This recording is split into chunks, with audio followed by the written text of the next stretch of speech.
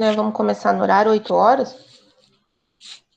Estou avisando vocês que está sendo gravado, aquele esqueminha de sempre, de dar ok. Então, se já está participando da aula é porque aceita, né? A gravação, coloca no YouTube normal. A gente tem que fazer as coisas com transparência. Na aula de hoje, a gente vai...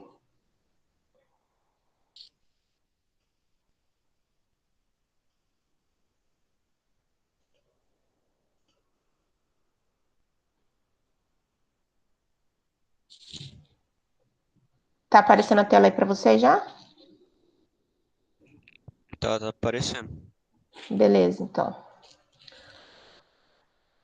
Depois eu vou renomear lá no site, mas o que está acontecendo? Vou fechar esse WhatsApp, porque ele já está mexendo a paciência. Pronto.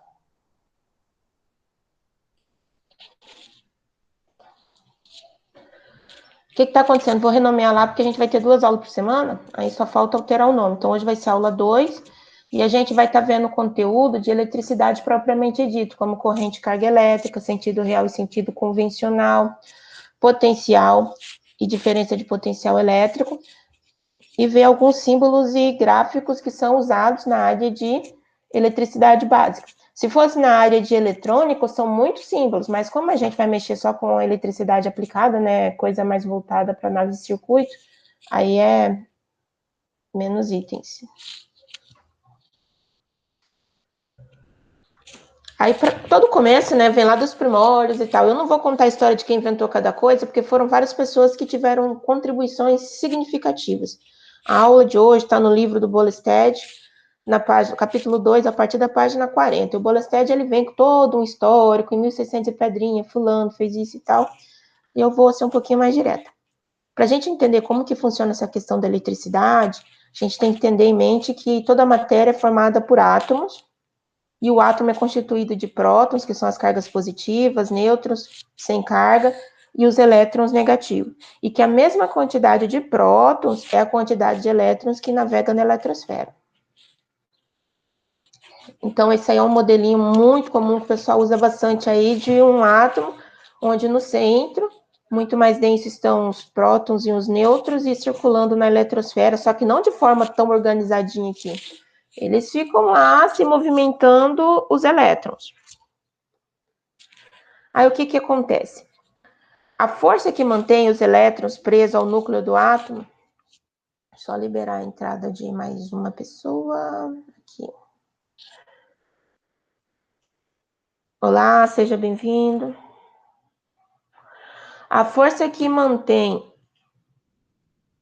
os elétrons ligados ao núcleo, ela é diretamente proporcional à distância que separa o núcleo do elétron. Então, aqui ao lado, a gente tem um átomo de cobre, né? Que é um metal. E ele tem os elétrons distribuídos nas camadas, segundo está lá estudado pela química e tal, e por aí vai. Só que para a gente o que vai servir é o seguinte: os elétrons que estão na primeira camadinha aqui, ó, mais perto do núcleo, são mais difíceis de se afastarem desse núcleo do que os elétrons que estão na última camada do átomo. Então a gente vai estar sempre olhando para esses elétrons aqui da última camada. Esse último elétron, como ele está mais distante do núcleo, ele vai precisar de uma força menor, o empurrão para deslocar vai ser menor para movimentar esse elétron. Aí que vai entrar o conceito de elétron livre. Então aqui a gente tem, ó, novamente o mesmo átomo de cobre, agora representando os elétrons por essas bolinhas grandes, unicamente para ser ilustrativo. Eu pintei de amarelo aqui o elétron da última camada. Aí o que que acontece? Esse elétron, como ele precisa de uma força pequena, se ele receber um pouquinho de energia, até a energia da temperatura ambiente mesmo, faz com que ele se desprenda e avança para o próximo átomo.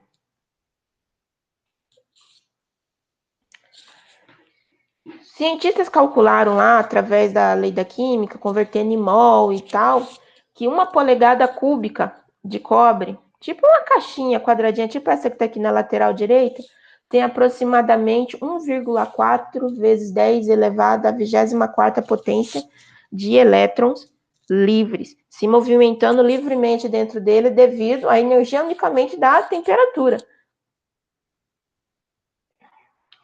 E isso é importante para a gente ter a noção do que é condutor e do que é isolante. Os materiais que são classificados como os condutores, eles são os meios materiais no quais a facilidade de movimentar essas cargas elétricas, esses elétrons livres. Um exemplo é fio de cobre, alumínio, prata, ouro e por aí vai. Já os materiais isolantes, eles são os meios nos quais há dificuldade, ou seja, não tem facilidade de movimentar essas cargas elétricas das últimas camadas. Materiais isolantes, como exemplo, pode citar vidro, borracha e madeira seca. Aí fala de madeira seca, tá um tempo chuvoso assim, o pessoal quer pegar a madeira e enfiar na tomada. Não, cara, é madeira seca, no tempo bom, né? Aí o que acontece? Se o átomo tem o mesmo número de elétrons, é igual ao número de prótons, a gente fala que ele está, vamos assim dizer, numa carga neutra. Porém, com a movimentação desses elétrons livres, ocorre o seguinte, ó, tenho aqui dois átomos de cobre, todos eles em equilíbrio eletrostático, ou seja, o mesmo número de elétrons é igual ao número de prótons no seu interior. Aí acontece que, devido à energia da temperatura do meio ambiente, um elétron se desloca desse átomo de cobre da esquerda para o da direita. Aí o que acontece? Como esse átomo da esquerda ele perdeu um elétron, tem mais carga positiva, tem mais prótons no seu interior do que o número de elétrons na eletrosfera. A gente fala que ele é uma carga positiva, porque ele perdeu um elétron, então ele perdeu o que fazia ele ficar em equilíbrio, ele ficou positivo. Já esse outro átomo da direita que recebeu o elétron vermelhinho que veio lá do primeiro, ele tem, vamos assim dizer, mais elétrons, era para ter 29 elétrons, agora ele vai ter 30, porque recebeu um do companheiro do lado. Então ele tem mais elétrons do que prótons, de forma com que ele fique mais negativo, se tornando então uma carga negativa, porque ele tem mais elétrons do que prótons. Aí o pessoal usa esse conceito de carga positiva e carga negativa. Ao criar regiões de concentração de cargas positivas, tipo assim, onde eles incentivam os elétrons da última camada a se deslocarem, a saírem, se tornarem elétrons livres, a vazar fora, então tem concentração de carga positiva. E ao oposto vai ter regiões com concentração de carga negativa, ou seja, regiões onde os átomos receberam o elétron doado pelos companheiros. Então, entre essas duas regiões, fala-se que a gente tem uma diferença de potencial. Então, uma região tem concentração de carga positiva e a outra região de carga negativa. E entre essas duas regiões vai ter a diferença de potencial, chamada de DDP. Aqui a gente tem um exemplo, né, de uma bateria, até um exemplo bem simples, onde coloca um metal diferente, por exemplo, um zinco, que vai ser a parte negativa, e o outro material que vai ser lá um outro metal, e tudo isso numa solução salina. Aí o que acontece? A parte do zinco vai doar os elétrons se tornando positivo, enquanto que a parte que está aqui com esse outro material, ele vai se tornar negativo, porque ele vai receber os elétrons. Então, a parte positiva vem para cá para o zinco e a negativa vai para o outro lado, gerando, então, uma diferença de potencial. Só que a gente viu que num pedacinho de cobre tem muitos elétrons. Não tem como a gente estar trabalhando com essas unidades e falando, olha, vai ter tantos vezes 10 elevado a 59ª potência de elétrons. Fica muito grande. Aí Coulomb, ele estudava a relação da atração entre as cargas elétricas, a força de atração e repulsão entre as cargas elétricas. Ele decidiu criar um pacotinho, e o pacotinho de elétrons dele recebeu o nome dele, chamado de 1 Coulomb. Quando a gente vai fazer bolo, a gente usa a medida de xícara, né? Ah, uma xícara de trigo, ali tem aproximadamente algumas gramas que vai corresponder a um padrão de xícara. Aqui na parte da eletricidade, o Coulomb, ele pôs o pacotinho dele valendo de 6,242 vezes 10 elevado a 18ª potência de elétron. Então, é elétron que não acaba mais. Tudo isso para diminuir a conta na função de estar multiplicando por um número elevado a 18ª potência.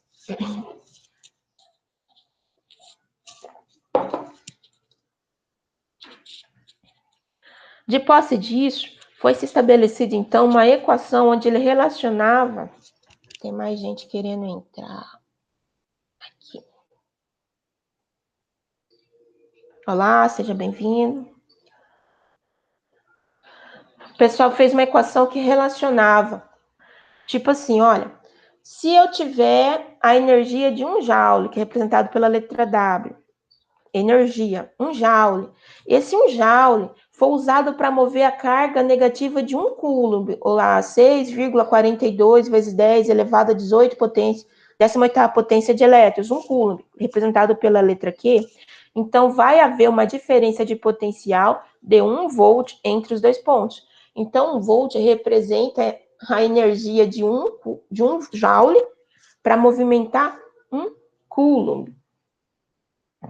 V igual a W sobre Q. Anota aí essa equação que a gente vai usar ela para fazer os exemplos. V igual a W sobre Q. Aí o primeiro exemplo já vem trabalhando basicamente nisso.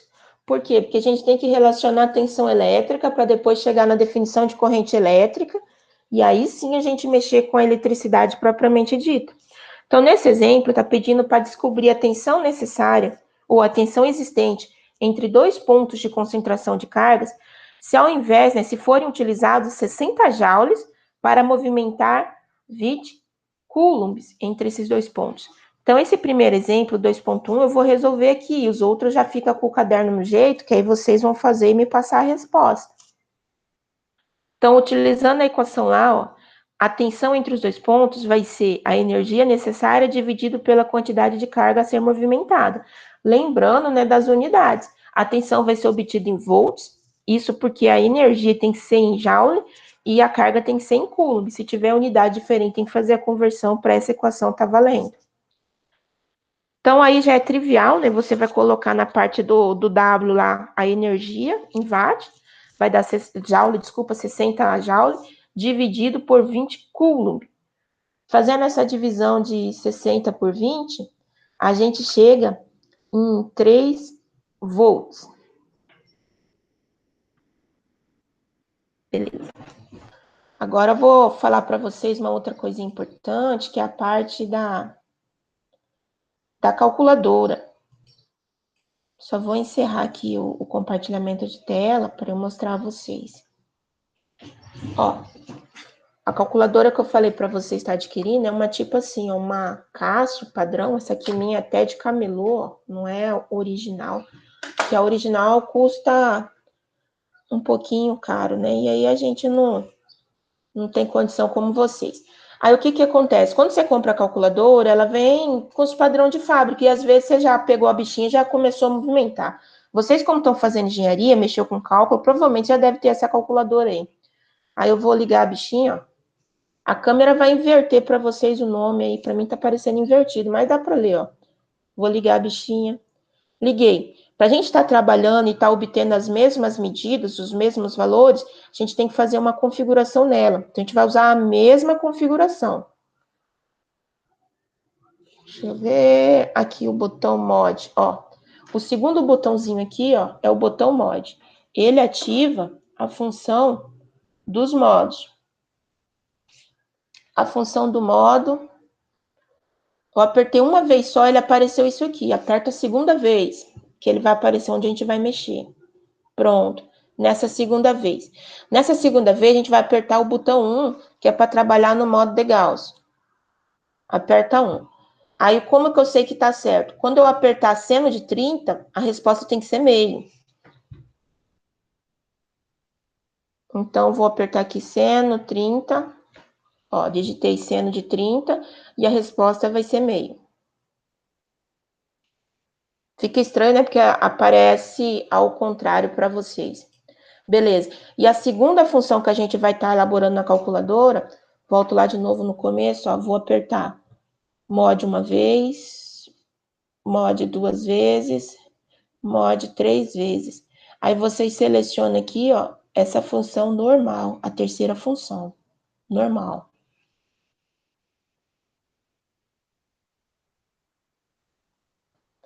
Quando aperta normal, ele pergunta normal 1 ou normal 2, seleciona normal 1.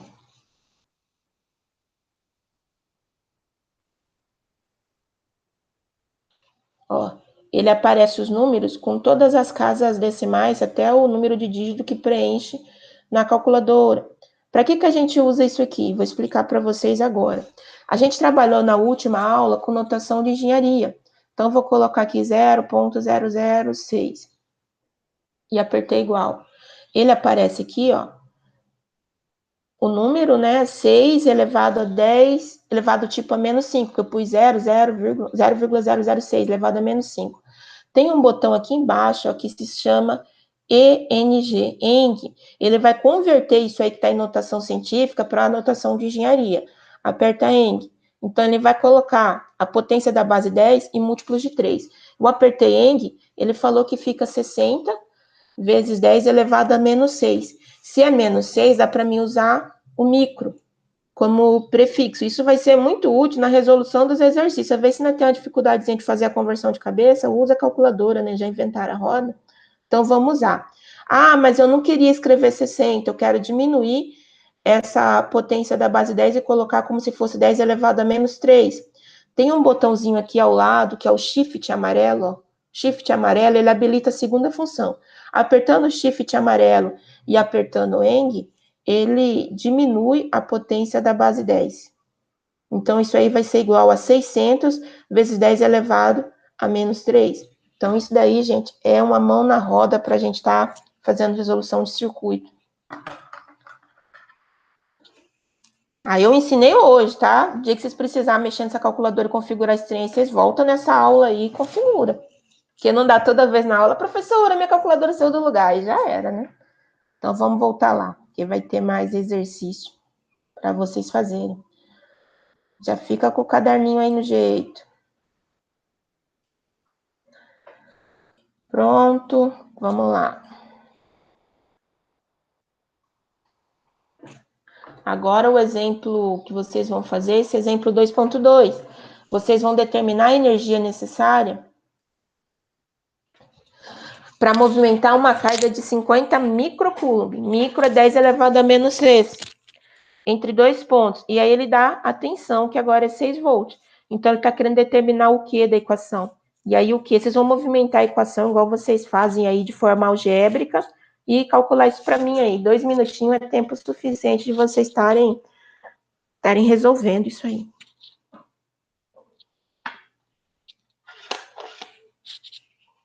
Vou pôr só a equação para ajudar, né?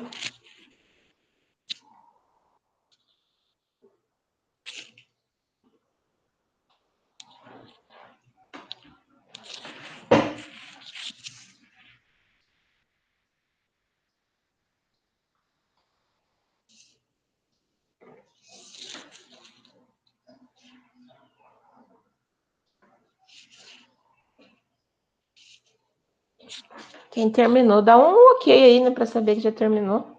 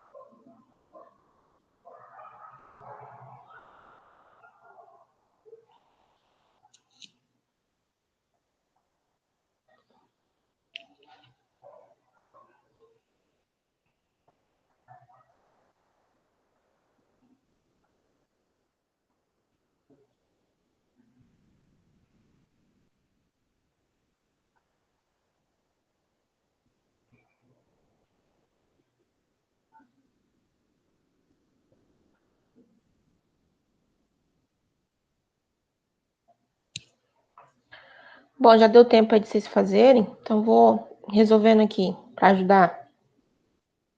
O que eu movimentei? Ele está perguntando a energia necessária, ele quer saber o W. Então, o que está dividindo, ele passa multiplicando a tensão. Então, W vai ser igual à quantidade de carga multiplicado pela tensão. A dificuldade aqui é porque a quantidade de carga está em microcoulomb, então vai ter uma potência de base 10. multiplicado pela tensão que já está em 6 volts. Quando eu tenho multiplicação de potência de base 10, conserva a base, soma os expoentes.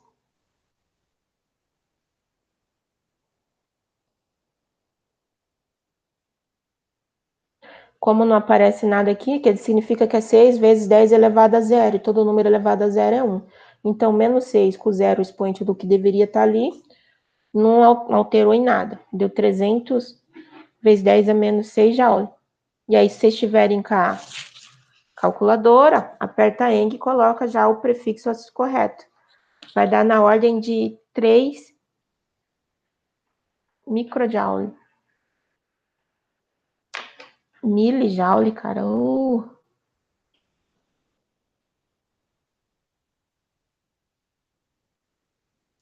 Negócio de PowerPoint é assim, quando você tá fazendo, você não vê o I. Na hora que você vai fazer a apresentação, aí tu vê, né, o bichinho dando BO. É milijoule. Pronto, agora tá na unidade certa. A vírgula tá aqui, andou 3 casas, positivo, aí fica mili. Pronto.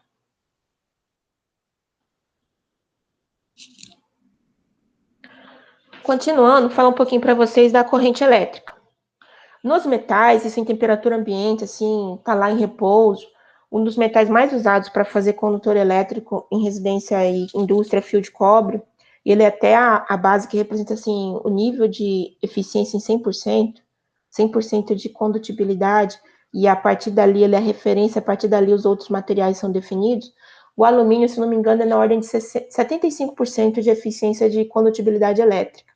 Então, para níveis de tensões elevados, usa-se alumínio, porque ao aumento da tensão diminui essas percas de energia devido a ele não ser tão bom quanto o cobre. Já em casa, né, em residência, a gente usa fios de cobre. Aí o que acontece? Temperatura ambiente, sem energia, sem tensão na tomada, nada, o fio está lá parado, tudo desligado. Os elétrons, eles ficam se movimentando livremente pelo condutor, de forma aleatória, tipo, cada um vai para um lado, é aquela coisa, é confusão, de forma aleatória. Porém, quando a gente aplica uma diferença de potencial, diferença de potencial é uma tensão, né? Através dos fios de pó, do cobre, o que ocorre? Os elétrons, eles se movimentam de forma ordenada. Então, eles começam aí todos em uma direção, em fluxo, através do condutor. Se vocês verem aqui, está cortada a beiradinha do condutor. Se a gente pegasse a quantidade de elétrons que está passando aqui pela seção. Seção é essa área cortada do condutor. A gente poderia saber, né, qual é a corrente que passa ali pelo condutor devido ao fluxo de elétrons na unidade de tempo. Então, a corrente elétrica vai ser esse fluxo ordenado de elétrons. Os elétrons têm que ir de forma ordenada.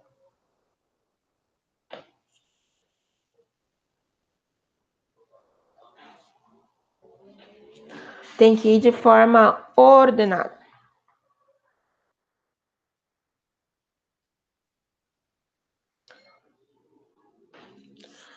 Aí o pessoal falou assim, mas isso é legal, mas como que eu vou definir quanto que vai valer 1 ampere?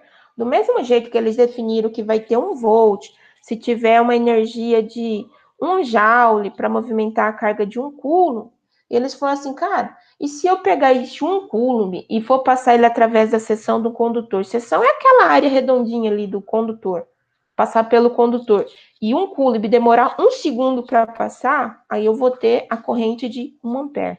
Então, o ampere vai ser 1 coulomb passando pela seção do condutor por segundo. Seria da impressão de velocidade. Lembrando que a unidade é coulomb da carga elétrica, a unidade da corrente vai ser ampere, e a unidade do tempo é em segundo. Hoje o clima amanheceu mais fresquinho, né? O pessoal tá vindo para aula mais tarde. Seja bem-vindo aí, a gente já começou. Porque eu vou ter outra aula depois da aula de vocês, então eu tenho que começar no horário, senão não dá tempo. Começar outra aula depois. Aí o pessoal definiu, então, a relação entre corrente, carga elétrica e o tempo. Então, ele falou, a corrente, então, vai ser a carga de 1 coulomb passando pela seção do condutor no intervalo de 1 segundo. Lembrando, né, que 1 coulomb é 6,0 242 vezes 10 elevado à 18ª potência de elétrons. Então, é muito elétron passando em 1 segundo. Aí, agora, esse aqui é o presente para vocês. Vocês vão calcular isso aqui para mim. Calcular a carga que vai atravessar. Aí, ele vai dar o tempo. A cada 64 milissegundos, a seção de um condutor. Então, ele fala que a carga que atravessa é de 0,16 Coulomb. Então, agora está quebrado, né? O tempo está quebrado e o Coulomb também não é um Coulomb inteiro, é só 0,16 Coulomb. Aí ele quer para determinar a corrente em ampere. Quantos amperes de corrente vai estar passando por ali? Às vezes não dá nem ampere, né? Dá miliampere, microampere e por aí vai. Então, lembrando que para aquela equação estar valendo, o tempo tem que estar em segundo. Aí você vai converter o 64 milissegundo para segundo usando potência da base 10. E está calculando aí.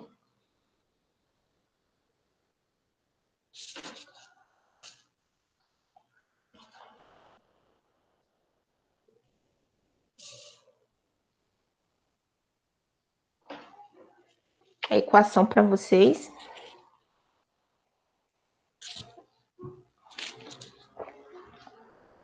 Só lembrando, pessoal, que quando durante a aula eu dou um pouquinho de exemplo para vocês irem fazendo, é porque se tiver dúvida aqui, eu tô aqui para explicar a vocês. Os exercícios vão ser baseados nesses exemplos.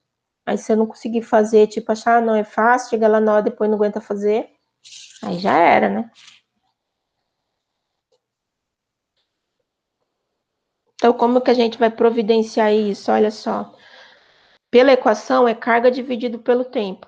Peguei o tempo que era 64 mil é 10 elevado a menos 3 segundos. Então, coloquei 64 vezes 10 elevado a menos 3 segundos. Aqui, ó, se você for fazer na mão, entra aquela parte que a gente fez na última aula, de divisão de potência da base 10.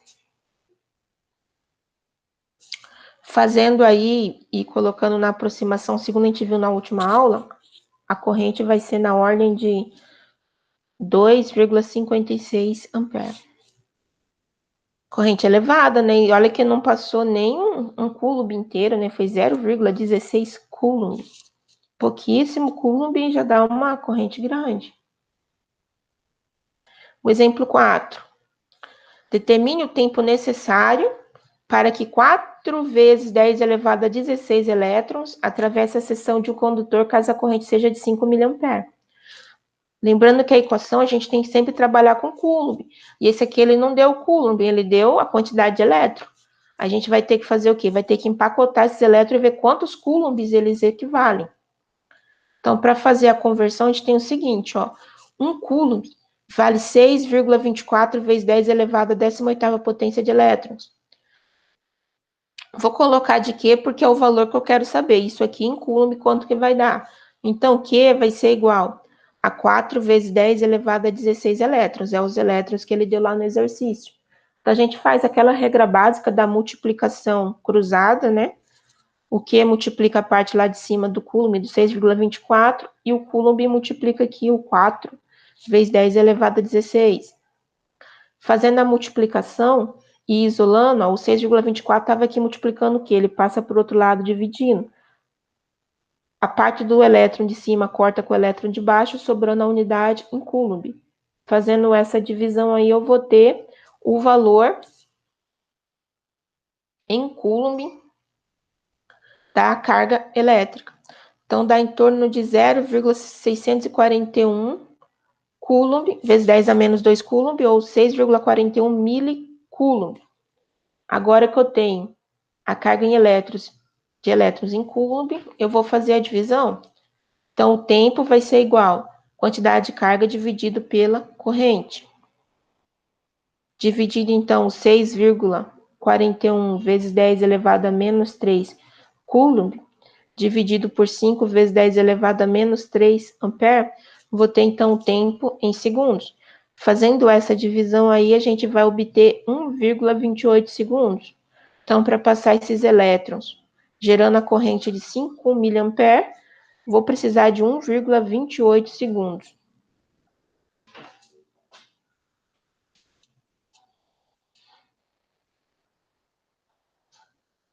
Tem dúvida dessa parte aí, gente, de Coulomb, ampere, alguma coisa?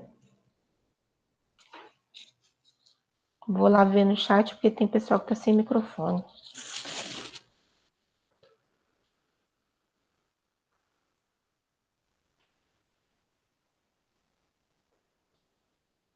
Ou de estar travando. De estar travando depende da internet. Quando o tempo tá nublado, aí fica ruim o sinal. Então tá de boa, vamos seguir para frente.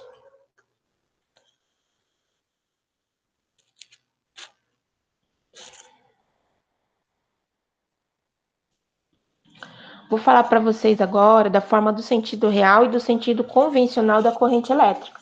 Então a gente viu que a corrente elétrica ela vai percorrer, né, de um polo para o outro. Aí tem o sentido real e o sentido convencional.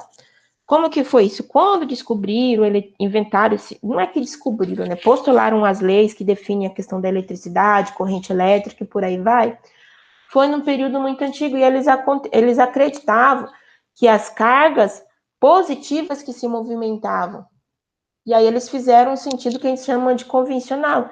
Tipo assim, é igual água. A água, quando está num potencial elevado, tipo a caixa d'água está no alto, a água sai da parte alta e vem para a parte baixa. Eles chamam de energia potencial. E eles achavam que na eletricidade era a mesma coisa, tipo, tem um nível de tensão. Aqui na parte baixa é 0 volt e aqui em cima 10 volts. Eles achavam que a corrente elétrica vinha da parte alta, né, do positivo dos 10 volts, para a parte baixa, o negativo, que seria o 0 volts, por aí vai, do maior para o menor. Então, o sentido convencional que eles adotaram, né, foi esse. Sempre a corrente, o sentido da corrente saindo da polo positivo, caminhando pelo circuito, interligando os componentes elétricos que estão ali no meio e terminando no polo negativo. Se eu pegar esse clipe que está ligado aqui no polo negativo da bateria, a lâmpada se apaga, não tem, vamos assim dizer, não tem corrente passando pelo circuito. Por quê? Porque para ter corrente tem que ter uma força, uma tensão para fazer com que o elétron livre da última camada se desloque de forma ordenada através do circuito elétrico. Então, esse é o sentido convencional. A corrente sai do polo positivo e vai para o negativo. E isso eles fizeram e a partir dali foram fazendo outras leis, criando outros teoremas, utilizando esse pensamento, do positivo para o negativo. Aí depois, com o tempo, inventaram mais equipamentos, estudaram melhor a situação, falaram assim, não, cara, porque quem sai do lugar não é o próton, por isso que o elétron é livre, é os elétrons que se deslocam da última camada da eletrosfera e vai para os átomos, não é os prótons que mexem, é os elétrons. Então, eles fizeram o postulado falando que o elétron é da parte negativa para a positiva. Esse é o sentido real por onde os elétrons livres percorrem o circuito. Rapaz, e para mudar todas as equações que ele já tinha feito, com o sinal positivo para pôr negativo por causa do sentido real e convencional. Mas dava uma mão de obra tão grande, mas tão grande, que eles decidiram deixar do jeito que está. Falando, não, vamos usar o sentido convencional, mas a gente sabe que, na verdade, a corrente passa pelo sentido contrário. E aí, vida que segue. Deu para entender? Então, o sentido convencional, positivo para o negativo. E o sentido real, por onde os elétrons realmente passam, é do sentido negativo, do polo negativo da bateria para o polo positivo. Então, sempre é convencional do mais para o menos. E real do menos para o mais. Agora vamos falar um pouquinho do potencial e diferença de potencial elétrico. Essa parte do potencial e diferença de potencial, a gente vai mexer com ela quando a gente for mexer na parte dos circuitos elétricos. Por quê? Porque o Bolestad entra numa parte de pilha e bateria e vai calcular a vida útil de pilha e bateria, que a gente praticamente não usa isso aí.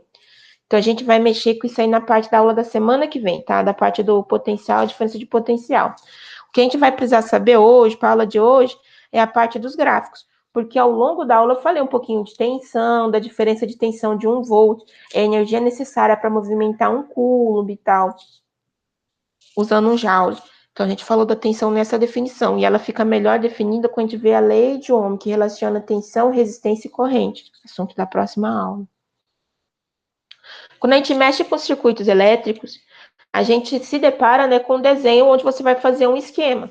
Aqui nesse diagrama A, eu tenho como se fosse um diagrama descritivo. Eu vejo o fio ligando os componentes elétricos do circuito, ó. Isso aqui é uma pilha seca, onde o terminal polo positivo e negativo está na mesma face da pilha. Aí da parte positiva, ele vem e entra aqui na chave. De um terminal da chave é o que tem a haste, ó. Quando eu baixo essa chave, essa parte aqui que está perto do polo A, ela engancha no suporte apropriado aqui no polo B, permitindo o contato elétrico. Então, atenção, a corrente elétrica sai do polo positivo no sentido convencional, percorre aqui pela chave que vai estar fechada aqui no B, acendendo essa lâmpada. Então, ele mostra até a ligação aqui na lâmpada. Uma parte vai na parte de rosca da lâmpada e a outra parte da ligação na lâmpada é um pontinho que tem bem no popozinho do bulbo da lâmpada. Então, interligando aí, fechando o circuito. Não tem como, toda vez que eu for fazer um circuito, eu desenhar os componentes elétricos de forma real. Primeiro que a gente não é tão bom de desenho, né? Então, de forma a simplificar, o pessoal desenhou símbolos que vão simplificar esse desenho, ó. O símbolo de tensão. Eles, dois pauzinhos aberto aqui no meio. Eles definiram o seguinte, ó. Essa parte maior é o polo positivo. Na hora do circuito não vai vir escrito positivo e negativo. Você já tem que saber que essa parte, a barrinha maior é o positivo e a barrinha menor é o negativo da fonte de alimentação.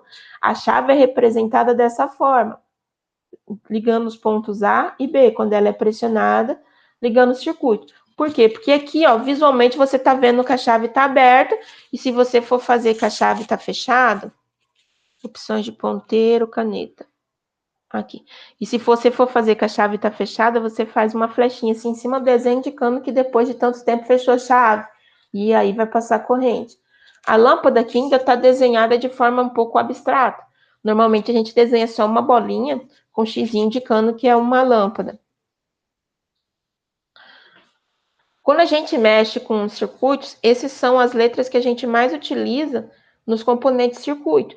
A gente utiliza a letra R para resistor, a letra C para designar capacitor e a letra L para dar nome para os indutores. E tipo assim, ó, embaixo de cada número, a gente tem, de cada letra, a gente tem um númerozinho que é para indicar qual componente é do circuito, porque tem um circuito que vai ter vários resistores. Eu quero o resistor R3. Lá vai estar indicando numeradamente qual que é o resistor R3. E aqui é a parte do símbolo. A gente coloca o quilôohm. Só que algumas vezes, alguns programas nele não tem esses símbolos gregos instalados nele, é fonte de símbolos gregos instalados. Então, em vez de ômega, que simboliza ohms, eles colocam um R, tipo 120kr, que é para indicar que é quiloohms, ou 120k, para indicar que é o quiloohms. Então, a gente tem o capacitor pela letra C e o indutor pela letra R. Lembrando que a unidade do capacitor é o Faraday e do indutor é o R. Os símbolos que a gente mais usa são esses, ó. Letra E para tensão, ou V também para tensão, tanto faz, é a mesma coisa. O pessoal chama de E porque é de força eletromotriz. Eu gosto de usar V porque V de volt, tensão, vida que segue, né? E a lâmpada, a representação que a gente usa é essa, uma bolinha com xizinho, representando uma lâmpada ligada no circuito. A tensão entra por um terminal e sai por outro. Terminal é essas perninhas do componente. Nos componentes que a gente vai usar em eletricidade aplicada, sempre vai ter dois terminais. Então, a gente vai fazer a ligação conforme for necessário, e isso vai ser feito já na próxima semana. Então, de parte teórica é essa. Alguém tem alguma dúvida?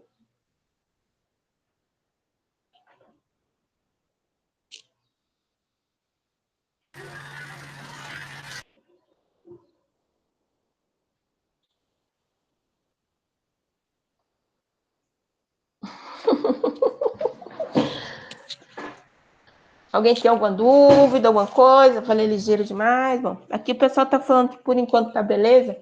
Aí o que eu fiz? Pensando em vocês, eu preparei uma lista de exercício gostosa. Uma lista de exercício gostosa. O pessoal reclamou da quantidade, gente, mas é aquela coisa. Se for coisa fácil, tem que ser um pouquinho mais para dar um trabalhinho. Aquilo precisa escrever, não é vocês copiar a lista, é só responder. Aí eu fiz a lista que vai ser essa daqui, que já está até disponível lá no site. Lista 2. Sempre a lista vai estar associado com a aula, tá? a menos que seja muito comprido, e aí eu tenho que repetir a lista de continuação. Então, essa lista, ela foi tirada do livro do Gussot, do Bolested, do capítulo 2, a partir da página 64. E eu cobrei apenas os exercícios, que foi o que a gente trabalhou, tá? Então, lá para fazer atenção, a parte da energia e movimentação de carga, e depois a parte da corrente elétrica, ó, tá? A sessão tudo divididinha. Não peguei todos, fui pulando e pegando o principal de cada um. E aqui, ó, tem a letra A, B, C e D, o que que é? Eu desenhei um circuito para você fazer o sentido real da corrente elétrica. Então, você vai desenhar no seu caderno aí o circuito e fazer a setinha indicando o sentido real.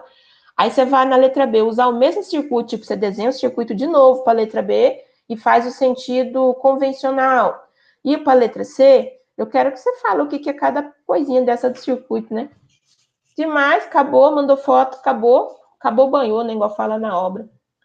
No final, do parte do Bolested, eu coloquei as respostas. Tem mais resposta do que as questões que eu pedi, tá? Mas não tem problema, não, vim, resposta a mais. Aí você vai pegar, tipo, a 15 eu pedi, você olha a resposta a 15. Se eu não pedir, você vai na 16. As respostas estão aí. O que que eu não quero? Que você já vai direto nas respostas. Tenta fazer primeiro para ver se você nem memoriza, aprende e tal. Aí você só vai conferir o resultado nas respostas, tá bom? No mais é isso. Teve um menino que chegou aí na hora do aumento, desculpa aí, mas né, já acabou. Hoje foi pouquinho, porque se eu fosse aprofundar mais, a gente vai entrar na parte da aula da semana que vem. Aí eu vou estar disponível no WhatsApp. 9h30 começa a minha próxima aula. Então, nesse horário eu não vou estar respondendo, mas a partir daí, se vocês tiverem dúvida, alguma coisa, vocês mandam lá assim que eu puder, eu retorno para vocês, tá bom? No mais, um abraço. Eu sei que ficou meio confuso, porque dava a impressão que era uma vez só. Eu até alterei na descrição do grupo para colocar as nossas aulas das terças e das quintas-feiras com o horário que a gente definiu lá, tá bom? No começo é assim mesmo, com o tempo vai dando certo. Pode falar. As duas listas, né, para fazer no caderno, tirar foto e enviar, né? Isso. Só que assim, ó, a lista 1 tem um campo específico para você mandar a lista 1, a lista 2 tem o outro para mandar, que aí já fica estruturado dentro do programa. Como vocês é muito, eu vou baixando a lista, vou olhando e vou fazendo no Excel à parte o que cada um fez. Se não fica estruturado, cara, para me achar esses alunos vai dar uma mão de obra, tá bom? Então, só por causa disso, que aí fica estruturado. Bom.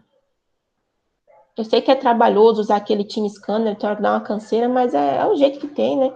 Se fosse na sala de aula, dava um visto e estava livre, né? Mas Deus abençoe que resolve essa vacina, ano que vem volta, né? A gente fica mais tranquilo, tá bom? Aí por hoje é só. Quando ele me mandar o link da aula, eu já vou postar lá na internet para vocês. Aí quem não assistiu a aula, chegou atrasadinho, pode estar acompanhando, tá bom? Então é isso, um abraço a todos e até mais. Valeu, professora. Valeu.